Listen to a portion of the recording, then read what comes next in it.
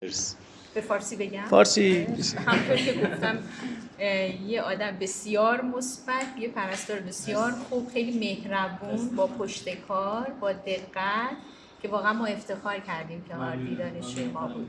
خیلی ممنون. Thank you. Any words you would like to add? Lovely.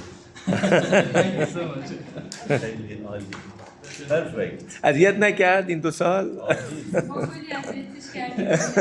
عالی بود. خیلی. And you? دیپارتمان ما نبوده ولی همین کوتاه مدت خیلی با انرژی مثبت و انرژی خوبی. آره. سلام. سلام. پذیراییش هم خیلی خوب. آره. خیلی خوب. سلامت باشید. سلامت. خیلی ممنون. سلامت باشید. سلام.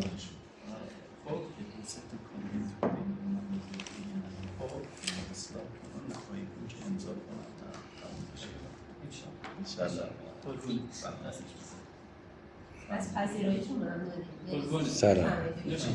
سلامت باشید.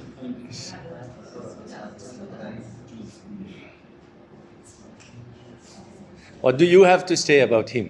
Andy, he's our brother. Thank you so much, sir. He's like elder brother for us. We love him so much. What about you? Harry is my classmate, and he was an amazing classmate. Uh-huh. Like he always push all of us to go to our hospital early, finish our classes on time. So he's an amazing classmate. Thank you so much. Where are you from? Nigeria. Thank you.